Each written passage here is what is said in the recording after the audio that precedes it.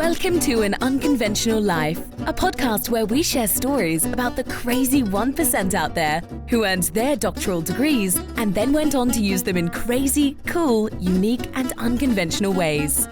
Here's your host, astrophysicist turned teacher, author, dissertation coach, and more, Dr. Russell Strickland.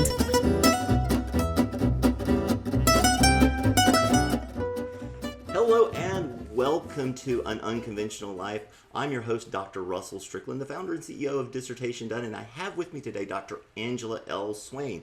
She's a business psychologist, executive coach, researcher, and author, newly earned title.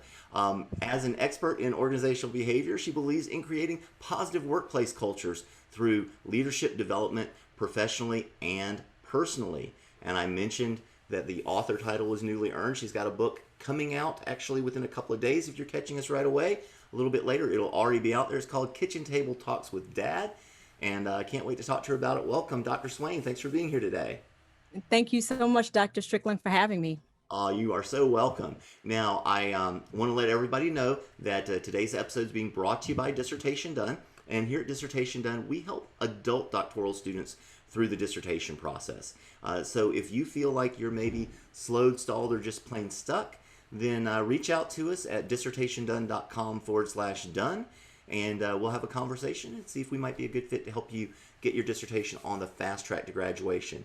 Now, if you're functioning in the expert space, you're a coach like Dr. Swain here, and you want to become an author like Dr. Swain here, that's absolutely the best way to become the go-to expert in your field. Not only to have the first name doctor, but to have literally written the book in your area of expertise. It's just awesome. So if you'd like to do that, reach out to us at dissertationdone.com/book, and we'll have a conversation about that. So again, Dr. Swain, thank you so much for being here today, and welcome. Thank you so much. So as I mentioned to you before, oftentimes we like to start off by just kind of asking folks, what made you take this this crazy wild ride on the dissertation train? And most of us in the U.S., most people don't do that. 99% of the population doesn't have a doctoral degree, so we're the crazy ones who do. What prompted you to make that decision? So great question. So I think I've wanted to be a doctor since I was little. I was always in the doctor's office for whatever health reason. And so I thought I was going to be a medical doctor. Yeah. Long story short, that wasn't kind of the plan at all. And so my husband and I bought his family's business about 12 years ago. And so my background is in human development. And so he would ask me like my thoughts about different things that were coming up for him in the business. And then I was in business school at the time. And so when I learned about employee engagement, this whole world opened up for me. I had no idea organizational psychology existed until I was in business school. I fell in love with the topic, researched, and thought if I could help him, right, for free, right, how much more could I earn after it was over? And so I was hooked from that point on. Yeah, that's one of the big ones that, when you want to get out, when you want to have your expertise out into the world, having that first name doctor really, really helps. Like we're going to talk about that some more. But tell me, so you made the choice, you jumped in with both feet.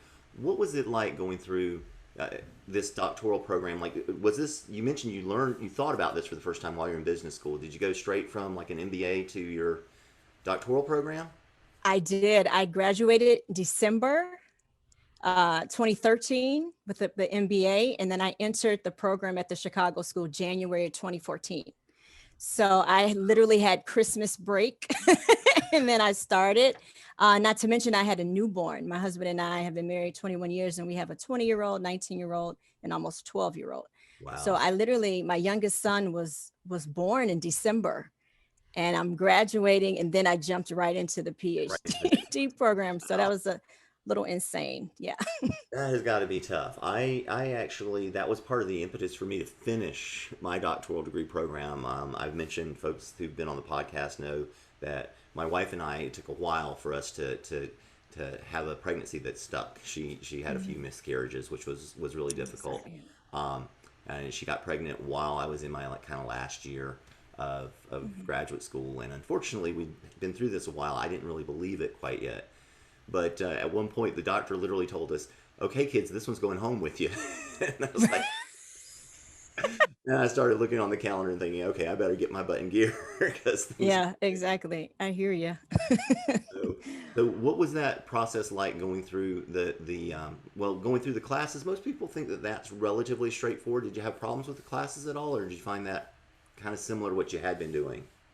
Yeah, I think for me, honestly, I felt like, so I have 3 master's degrees. And then, so for me to continue this experience or this journey of being a learner, it was kind of like my family was like, okay, enough already, you know? Like, what are you going to do with all of this? And Right. I just really felt like I was supposed to do it, but Yeah. I had no idea where this was going to land. So to answer your question, I was terrified, having a sense that like, no, I think this is the next step. I really love this topic. I can really help our family business, but I have no clue why I'm doing this. Like, what was Dr. Angela Swain going to look like? Yep. Right? I had no idea. No idea. Well, and I think that's a fair point. I think most people, whether they realize it or not, they have no idea what Doctor State Your Name is going to look Yeah, like, because exactly. it's so different for each person. The opportunities and the experiences that you're able to have. We'll get into that some a little bit later on, but it's just amazing. Um, but yeah, I appreciate what you're saying about just that was what felt real to me because I Yeah. truly believe that as long as you're doing what feels right in the moment, and you have a sense of kind of ethics and morality, you're going to end up in a good place. Yeah. I went through a graduate degree program that I ended up walking away from because my graduate advisor died kind of late in my part of that program. And so I decided, well, I'm not starting over again. I'm going to just go do something else with my life now. I eventually came back to another doctoral degree program, and that's where I graduated. But even though I don't use the things in the textbooks that they taught me in that program, being there really, really helped me in a lot of ways that I've used throughout my life since. So I think that's a really cool philosophy that this is what I feel like I need to be doing. So I'm going to Yeah. go in there and get it done. Yeah. And I had a really great, I was a TA for the social psychology class, and Yeah.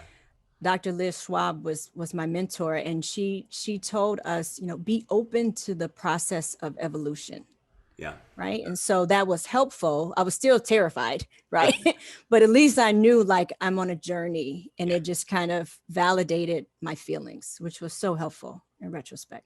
Yeah, I tell our students all the time that, at a micro level of what you were just saying, that they should, every day that they work on their dissertation, save that off and make sure the date is in the file name so that you've got just a Yes. catalog of what you've done. And then occasionally, don't do it all the time, but occasionally go back 3 months, 6 months and see what you were writing then. And you'll be forever impressed with what an idiot you were 3 months ago, 6 months ago, whatever the case may be. Yeah. Because Yeah. And growth is I'm real. glad you brought that up because I'm sorry. I just want to say I'm glad you brought that up because, you don't always know the progress that you are making. Right. And so for first, the process is not linear at all. Right. It's like chapter 1, chapter 20, chapter 2, back to 1. It's so not linear. And then the second thing is, when you say if you clean the kitchen, okay, you can see the before and after. Right. When you've been working on your dissertation for a month, you can't see progress. So to your Right. point, I think that's an excellent idea Well, to one of the go back things and look at your that progress. you as you're working with it every day, it's like, those of you who are parents out there and you have kids that have been growing up, Right. you see them every day. And occasionally you notice that they're growing. But when grandma sees them, when cousins see them, like, whoa, what happened to this kid? Because they see those snapshots. And when you're living with it every day, you're very close to it, and you don't see what you're doing. So that's why I tell folks, go back, look at what you were doing 3 months ago and 6 months ago.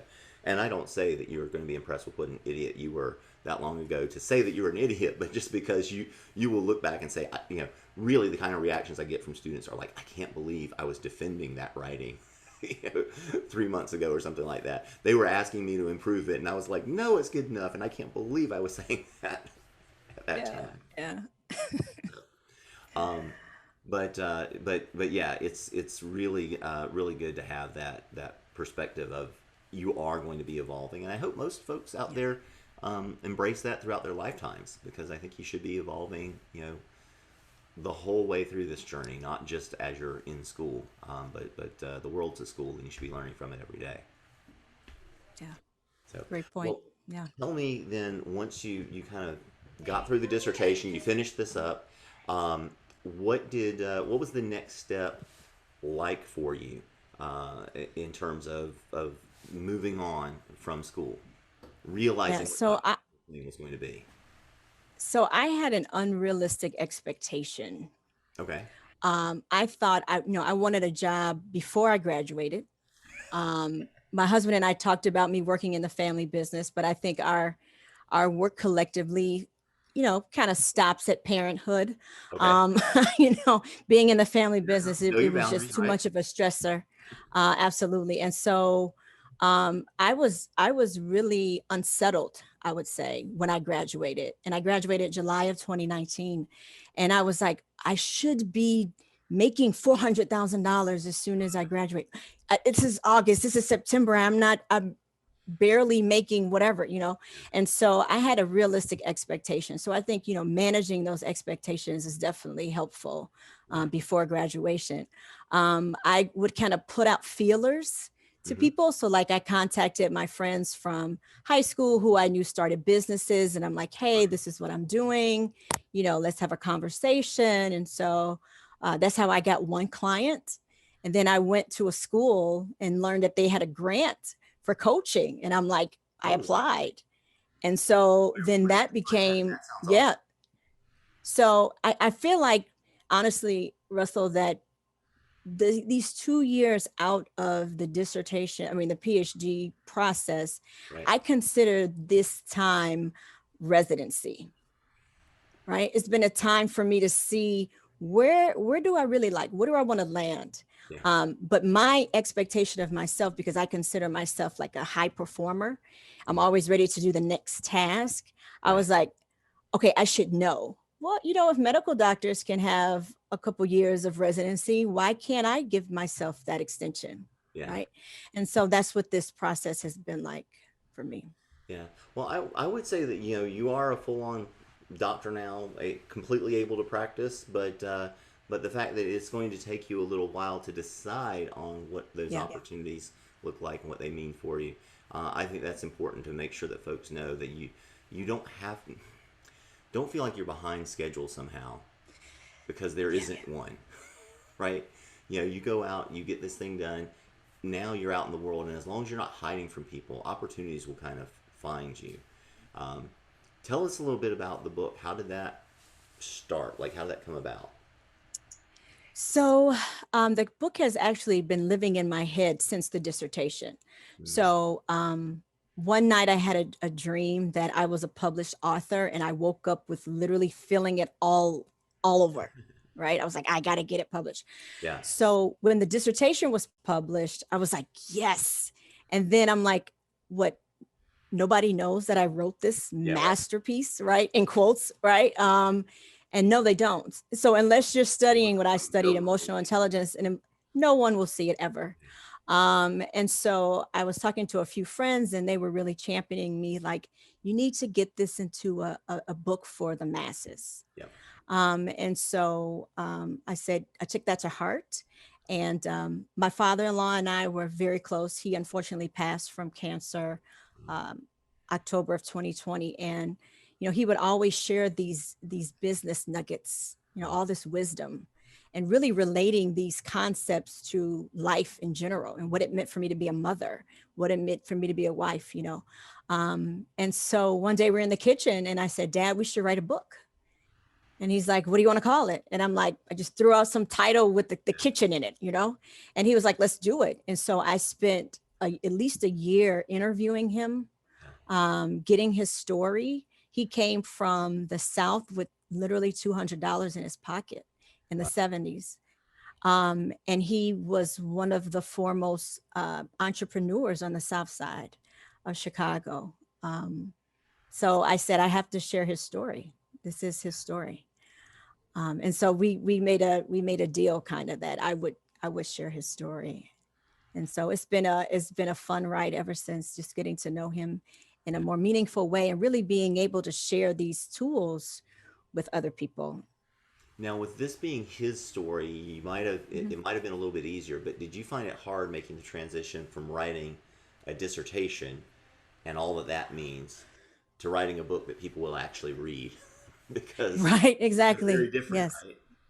Yes. So to your point earlier, I'm the expert now, right? Like in my first draft, I was like, well, I need to put that Daniel Goleman said this in 19 whatever, or and people don't care about about research, and I don't have to synthesize it. And so I say that when I was doing the dissertation, that was like a hazing, academic hazing, Mm.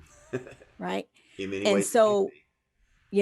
and it's so and but instead of adopting, trying to take that and put it into now, I had to say that trained me for now, but I can let that stay there and now move on. And so to your point, it was a very different process for me. It was very difficult to transition out of that because I don't have to synthesize data from forever ago. Right. It's what's happening now. Well, and you're naturally doing it anyway. You know some of these things. These ideas are coming from a variety of places, and you're not saying necessarily this is my original research. You're just sharing things with other folks. Just like, when your dad was telling those stories, he probably wasn't saying, and Whitney down at the factory told me this or whatever it is. Yeah. It was, this is what I've learned. This is what I know now, and I can Yeah. share with you, and that's important. And I think one of the most liberating things for me, once I got a good grasp of this was life changing for me, Yeah. is that because I'm now the expert, I can really start creating things, Hmm. right? I can create the tools. So in the book, I've created the tools, right? And so once I fully took hold of that, like, let's have fun, right? So it became not like, oh my God, who is Dr. Swain? It became, wow, who is Dr. Swain, right? Like, let's explore that and let's tap into what that could look like and feel like. So, And the thing is that you already know. I mean, you just continue to be you, and that's where there's this real interesting thing that happens when folks get their doctoral degree. Everybody that knew you when, you're still Angela, right? But those yes, folks that meet you now, you're Dr. Swain, and it's kind of weird how those two different groups of people will treat you. Have you, yes, have you had any experience with that? I do. So my nickname in my family is Angie. Okay.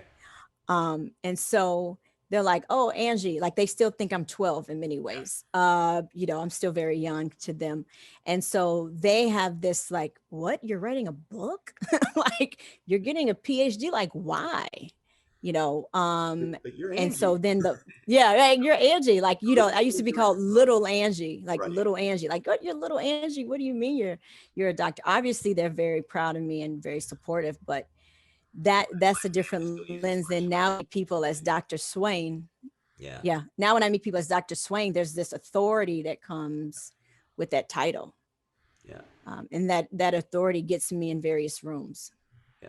So tell me about a time when you feel like you got into a room because of that.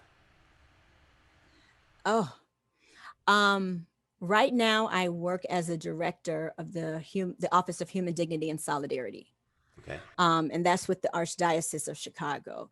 And so basically, all of the social justice components of the Archdiocese are housed in my office. And I know that there's no way that I would have been a candidate had I not had this lens. And so, with all the master's degrees that I have, and then this PhD, they were looking for someone who could care for this office Yeah. and for all of the wonderful, passionate people, who are in this office. In fact, I asked them during the interview, I said, in 6 months, how will you know you hired well?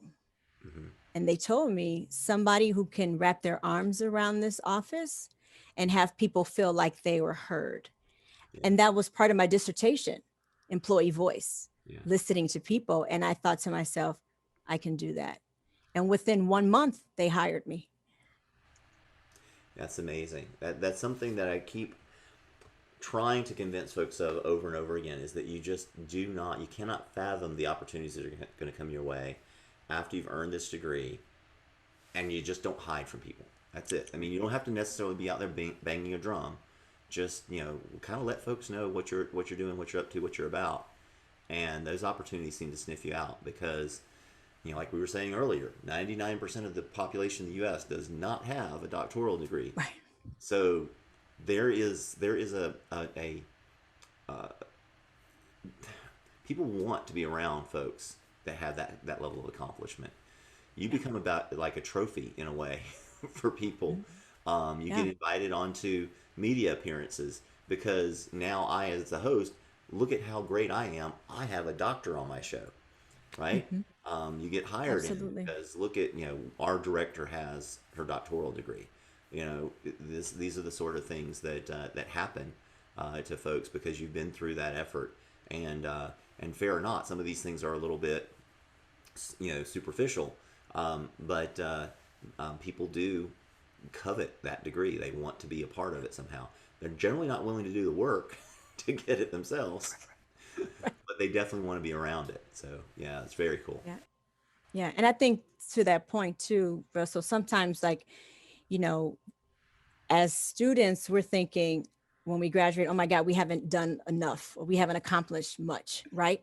Where they're looking at, oh my gosh, look at all you've accomplished. Right? You have a doctorate. That's big, but we feel just the opposite in many ways. And so to your point, sometimes we do shy away, but the fact that we have it does say a lot to other people. 100%. And the reason why you look at it like I haven't done enough is because you knew you'd win. Yes. so you're still little Angie to you. Yeah. And it's really hard to grow into Dr. Swain. Exactly. You start doing it and you start playing the part, and it's not playing a part, it is you, but you start doing more of it and you get to be more comfortable with it. But some parts of you still identifies as little Angie, and that's always going to be the way it is. I know. Like not too far away from my 50th birthday, and I still do not think I'm hardly an adult, much less getting older. So. And math would tell me I'm definitely getting older at this point. So. Right. I understand. Definitely. Yeah. Well, I know that you got a book launch coming up very soon. In fact, unless folks are catching this right away, the book will probably be launched by the time folks are listening. But tell me a little bit about what you're doing there, because we have fun working with folks on that part of the project as well, folks that want to write their own kind of expert book after they graduate. What's the launch look like for you? How's that been going for you? Yeah, so it's a lot of details. So I say that I'm in a sea of details right now, which is exciting and terrifying, right? So similar to the experience I had going into the PhD program. So right now, my ebook launch will be in 2 weeks, July 15th. It's actually a launch day special sale of 99 cents, just one day. I have a workbook with it, that whole thing. And then the paper version will probably be launched about a month later. Cool. But yes, definitely on Amazon. And I'm hoping to get it into Target and Walmart and Barnes and Noble, so that's my next goal, is to start envisioning that process and getting more information about what that looks like. So the going up on Amazon, as soon as we can get a copy of that link, we'll put that in our blog so that folks can run out and get that. And if, like I said, if you're listening to the podcast right away, it is, again, you tell me July 15th? Yes. The ebook, July 15th. Go out and get it then at a special discount, which is not uncommon. A lot of folks do that so that they can get some traction and get people talking about their book. So if you do get the book for 99 cents, do her a favor, read a chapter or two, and then go on to Amazon and tell her how great it was, because I know, Angela, I'm sure it's going to be a really good book. I can't wait to check it out myself. But definitely that's the reason why you get that discount in the first day or so, is to start getting that interest drummed up so that other folks know about this. Because this is not your dissertation. You want people to see this. You want people to read this beyond a committee of like 3 people, right? It's like, nobody wants to read my dissertation. What? No, they don't. I had a conversation with one guy at one point, and I was trying to tell him this, And he was trying to argue with me. I said, how many people do you think are going to read your dissertation after you graduate? And he said, well, I know one. And I thought for like 2 seconds, like, are you talking about your mom? He was like, yes. It's like, your mom's not going to read your dissertation, and you're not going to quiz her about the dissertation. You both will just like agree never to say anything about it again quietly. Right. Exactly. And that'll be that. She'll say, yes, of course I read that, honey. I'm so proud. And Exactly. what did you think of the dedication? She's like, damn, I didn't get to the dedication. That is so true. That is so true. It's just, it's a different thing. But don't despair. If you're working on your dissertation right now and you're like, well, what is it all for? It does a lot of heavy lifting, right? Because now you're able to do all of these fun things because it changed your first name to doctor, right? Yeah. So, Yeah. so, It does. well, It does matter. It may not seem like it, but it does. yeah. It does matter. Yeah. So it's what I like to tell folks is for most people out there, your dissertation doesn't matter. Getting it done does. So Yes. once you finished it, Well said. you've got an asset, you've got an accomplishment, and it gives you that credential being doctor, and now all the other things happen. But yeah, don't put the blood, sweat, and tears into the dissertation thinking that this is going to be your legacy or any of those sorts of things. This is going to be, it's a school project. I mean, that's what it is, And how many of your other school projects has anybody paid any attention to? Right. I mean, so Right. there's a few people, you do your science project and it goes out and wins Westinghouse or something, but that doesn't happen a lot. So for Right. most everybody, Right, exactly. do a very fully successful dissertation that nobody ever reads, and it's perfectly fine. Yes. A good dissertation is a done dissertation. That's it. Doing that over and over. Absolutely. Well, Dr. Swain, I want to thank you so much for joining me here today. Tell folks, if they're interested, we already know we're going to send them to Amazon for the book, but if they're interested in following up with you, some of the things that you're doing in leadership and so forth, what's the best way for them to reach out to you? Sure. The best way to contact me is my website at Angela, the letter L, Swain, that's spelled SWAIN.com. Okay. Or they can email me at info@angelalswain.com. All right. And are you on LinkedIn, Facebook, Instagram? Oh, sure. So sorry. Yes. So I'm LinkedIn, Facebook, and Instagram. LinkedIn, I'm there as Instagram. We'll get all of that stuff into our show notes. So if folks want to, wherever you're hearing the podcast, if you go to dissertation.com/blog, you can find Dr. Swain's episode there, and we'll have show notes that include all of those points of contact, including links to the book, the ebook right away, and hopefully you're going to remind me to switch out and put the paperback in there when that's launched too. Yeah.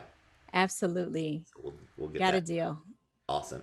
Well, again, I want to remind folks that today's episode has been brought to you by Dissertation Done. At Dissertation Done, we help you adult doctoral students through the dissertation process. So if that's something that you think you might be interested in, reach out to us at dissertationdone.com/done. You and I will have a conversation, see if we might be able to help you through this thing, get you to graduation a little bit quicker. And if you want to launch your own book like Dr. Swain here, again, we take folks from a blank page to become a published author in much less time than you think you would need. dissertationdone.com/book is how you can book a conversation so we can find out a little bit more about that. Again, Dr. Swain, thank you so much for being here. I'm so happy we got to connect again. Thank you so much. It's awesome. Thank you again. You are quite welcome. Everyone else, have a wonderful day and go out there and live your unconventional life. Bye for now.